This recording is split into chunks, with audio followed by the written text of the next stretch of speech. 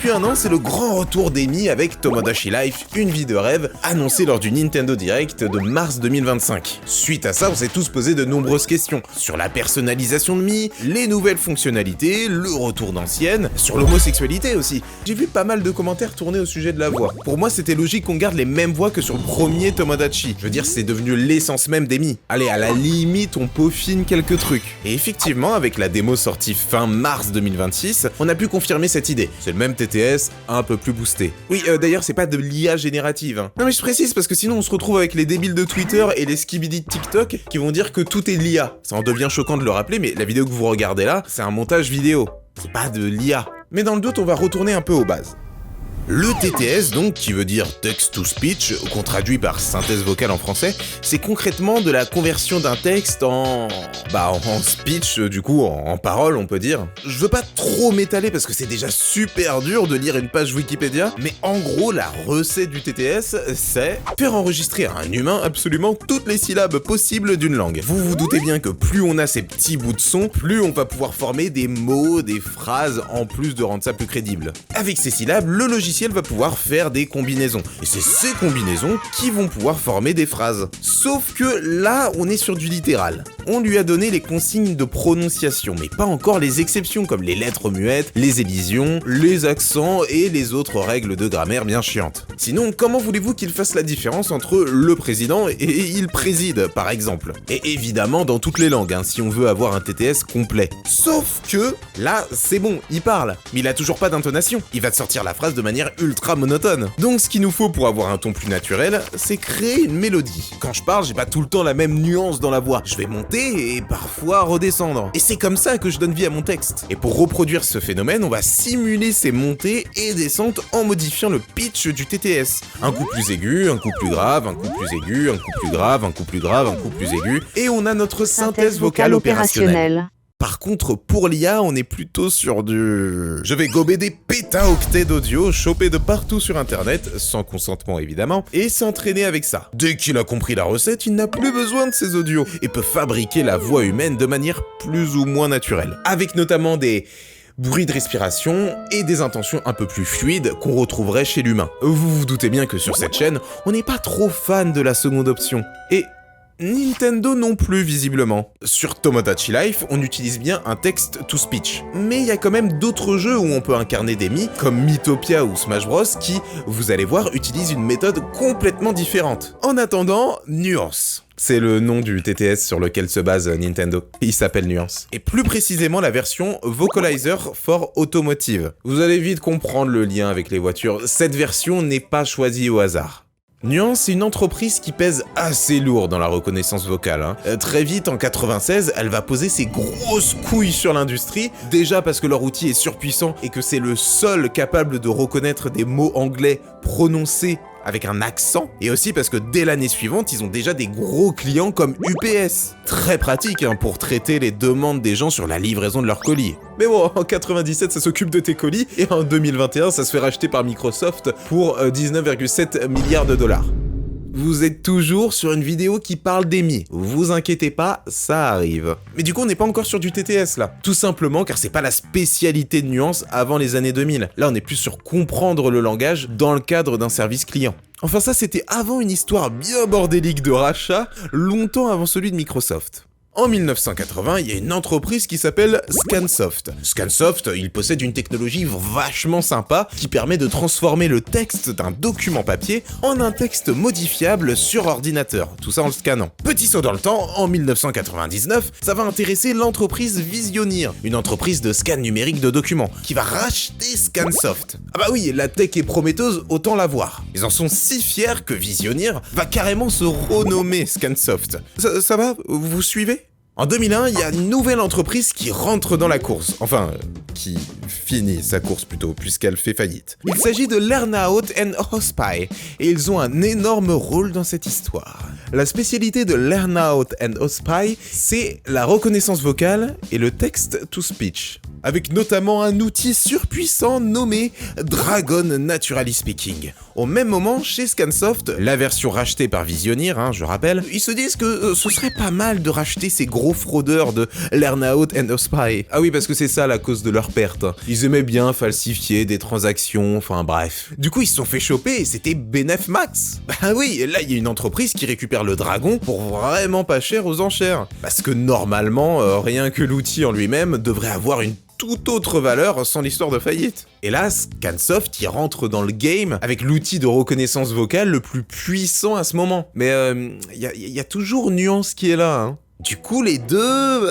ils deviennent un peu beaucoup concurrents, quoi. Il y en a un des deux, il va s'en prendre une, en fait. Et en effet, faudra juste attendre 2005 pour que Nuance se fasse racheter par Scansoft pour 220 millions de dollars. Ah, bon. Très bon moyen d'éteindre la concurrence, ça. Et on en profite pour se renommer une dernière fois. Visioneer, qui était devenu Scansoft, devient Nuance du coup. Parce que les scanners du CDI, c'est marrant 2 minutes, mais là on touche plus du tout au même terrain. Ça, c'était l'histoire de Nuance. Maintenant, est-ce que vous savez qui c'est la voix de Nuance? Techniquement, vous le savez, vous l'avez même déjà entendu. Peut-être sur un GPS, peut-être sur un téléphone et peut-être même sur une 3DS. Nuance est devenu le leader du marché après le rachat. Mais avant ça, Scansoft était sur un tout autre projet avec la doubleuse Suzanne Bennett. Elle devait enregistrer des tonnes d'audio pour la compagnie pour servir de banque de données vocales. Sauf qu'elle pensait pas du tout que ces banques allaient atterrir chez Apple et Nintendo. Et oui, je parle bien de la voix de Siri. I am the original voice of Siri. What can I help you with? Donc oui, techniquement, les Mi et Siri ont bel et bien la même voix. Et quelques GPS de voiture aussi, vu qu'ils avaient une section dédiée aux voitures, d'où le Nuance for Auto. Mais putain, Siri quand même. Siri égale Mi.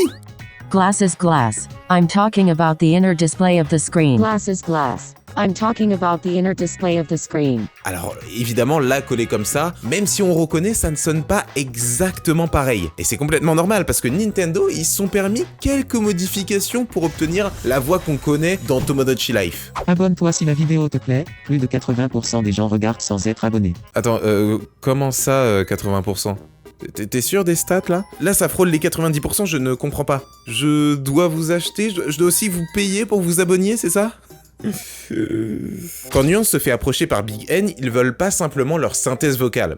Bah non, trop simple. Ils veulent le TTS, mais optimisé pour la 3DS. Comme Nuance a déjà son outil pour automobile qui fonctionne sur des petits GPS, il suffisait juste de partir de cette base-là, puis le rendre compatible sur la console. À partir de là, les développeurs de chez Nintendo, ils avaient un petit outil avec quoi jouer. Oui, parce que Nuance ne gère pas tout ce qu'on a sur Tomodachi Life. Il faut créer un plugin qui permettra aux joueurs de modifier la hauteur de voix, la vitesse, les intonations, et même créer la possibilité de faire chanter Nomi. Sur cette île, je ne vois que toi.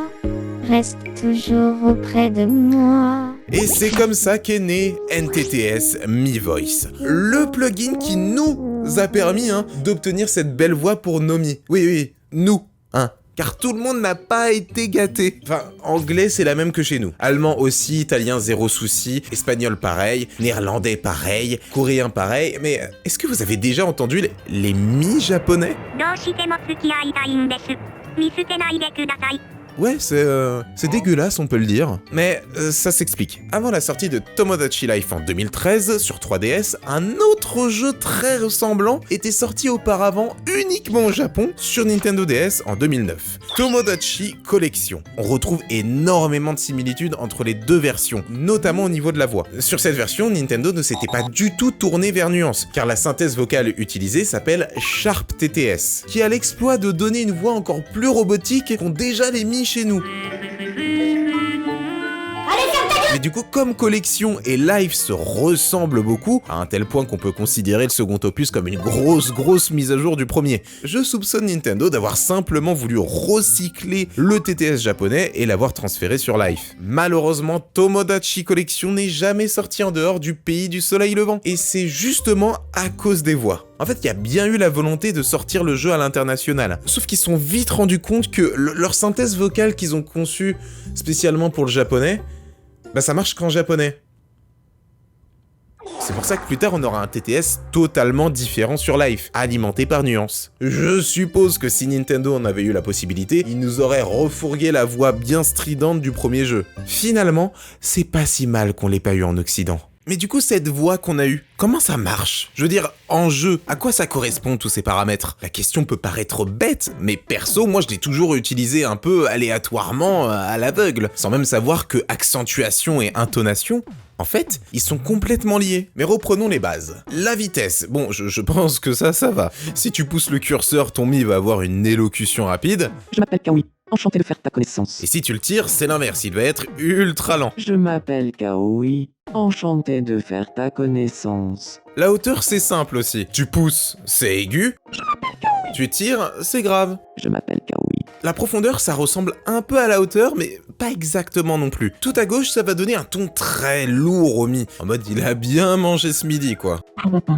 Alors qu'à l'opposé, tout à droite, il va tellement être léger que la voix, elle sort tout droit de l'espace. Hein. Limite, on dirait mon mi, il se fait étrangler, frère. On comprend que dalle.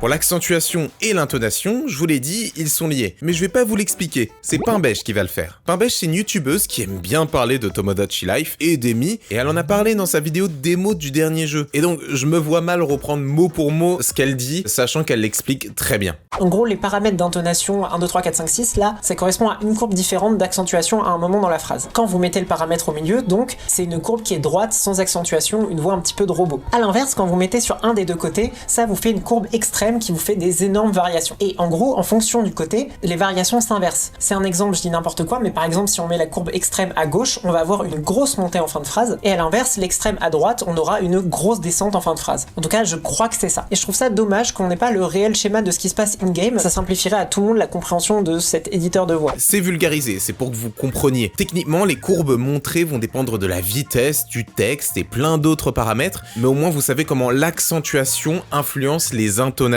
Voilà pour ce qui est de la voix parlée. Mais qu'en est-il de la voix chantée ? Alors là, pour faire chanter les mi, franchement c'est fort. Et c'est encore plus fort quand tu sais qu'ils ont recréé un système similaire à Vocaloid. Quand je dis Vocaloid, il y en a peut-être qui vont penser à ça.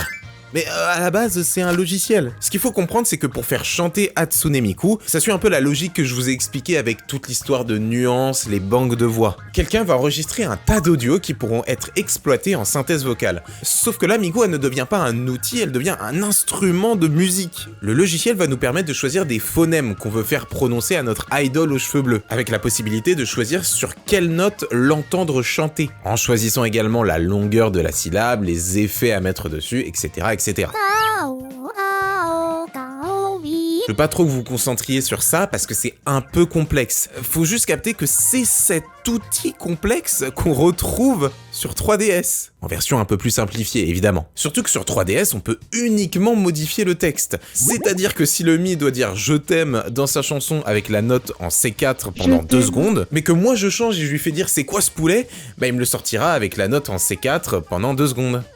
C'est quoi ce poulet? C'est uniquement ça qu'on peut faire en jeu. Mais Nintendo, avec leur plugin de taré, ils ont vraiment recréé un Vocaloid pour Mi. Hein. Pour preuve, il y a un autre taré, pas du tout de chez Nintendo, hein, qui s'est amusé à recréer ce système à partir des fichiers du jeu. Il s'appelle Dylan PDX et je le remercie énormément parce qu'il m'a vraiment beaucoup aidé à comprendre comment fonctionnait la voix des Mi. Je vous le dis parce que sans lui, il y a bien la moitié de la vidéo qui n'existe pas en fait. Et du coup, sur son site, il est totalement possible de refaire les chansons qu'on veut, avec la synthèse de Tomodachi Life. Ce qui donne ça. I'm not taking my sneakers off.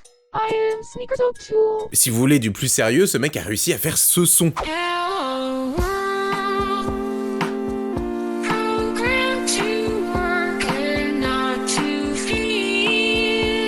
Après, si vous voulez juste faire parler de votre mi normal, bah Dylan l'a fait aussi.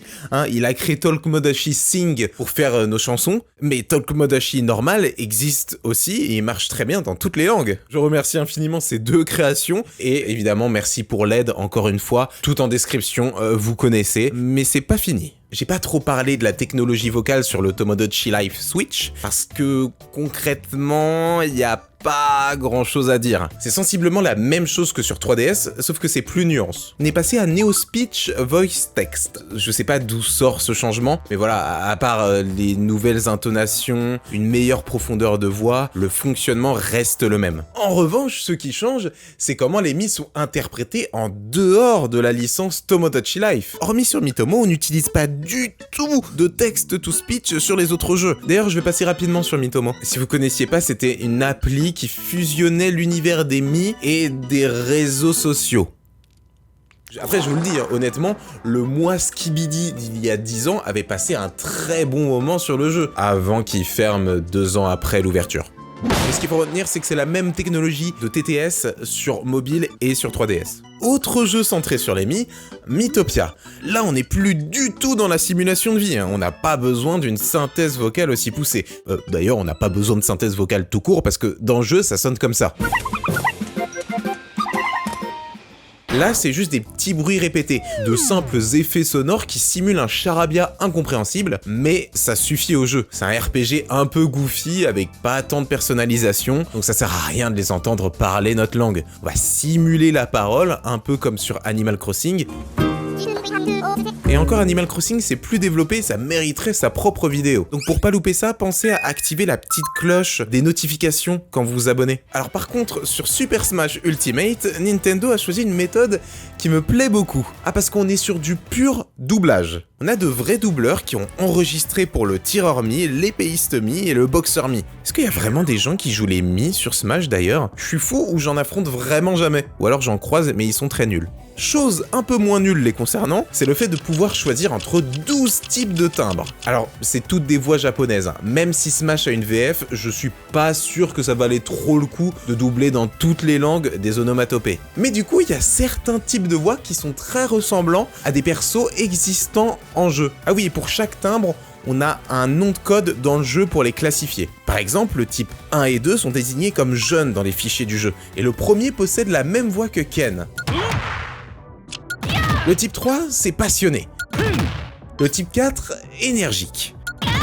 Le type 5, c'est cool. Le 6e, c'est beauté. Le 7e signifie garçon. 8e, sans surprise, fille. 9e type, c'est agressif. Le 10e et 11e partagent la même dénomination, c'est-à-dire guerrier. Et enfin, le dernier, je suis pas trop sûr de comment le traduire, et je pense que morose est une traduction adaptée à ce truc. On a également des voix humaines dans les Mario Kart. Enfin, humaines, mais un peu modifiées. On les a entendues pour la première fois sur Mario Kart Wii, vu que les Mi n'existaient pas avant. Par contre, c'est toujours resté les mêmes jusqu'à Mario Kart 8 et 8 Deluxe. Mario Kart World signant la fin semi-définitive des Mi dans la série. Ouais, sait-on jamais, hein, connaissant Nintendo, ils sont capables de nous les foutre sur un DLC payant. Surtout si la popularité des Mi remonte avec Tomodachi Switch. Il y a quand même une différence entre Mario Kart Wii et Mario Kart 8, malgré la reprise des exacts mêmes audios. Allez savoir pourquoi, mais tous les audios sont un cran plus aigus sur Wii U et Switch. Ah oui aussi, les voix ne sont pas distribuées aléatoirement, ça dépend de la couleur choisie du pilote. Je vais vous faire le comparatif pour que vous compreniez bien. Go go! Oh! Ha ha! Yeah! Go go! Oh! Ha ha! Yeah! J'ai fait le tour des plus gros jeux des Mi, il y a juste sur Mario Sport Mix, où ça reprend cette idée de voix doublée mais ultra pitchée, et étonnamment, ces voix marchent bien à mon humble avis. Je sais pas pourquoi ils ont pas conservé cette idée sur Smash Ultimate. Et pour celles et ceux qui ont eu la Wii U, c'est-à-dire moi et 2-3 personnes sur cette planète, hein, tout au plus, sur le menu de la console, on pouvait entendre les Mi produire des petits sons. Là, pour le coup, on est très certainement sur des effets sonores créés par Nintendo. En même temps, ça sert en tant que notification Miiverse pour afficher l'activité des gens. On n'a pas besoin de les entendre parler. En tout cas, j'espère que vous vous amusez autant sur le nouveau Tomodachi Life que moi à faire cette vidéo. Même si je me suis arraché les cheveux aux recherches, puis à l'écriture aussi, et au montage très probablement aussi. Donc pour que ça repousse, suivez-moi sur Insta, c'est là où je donne toutes les infos sur les futures vidéos. Voilà, bisous.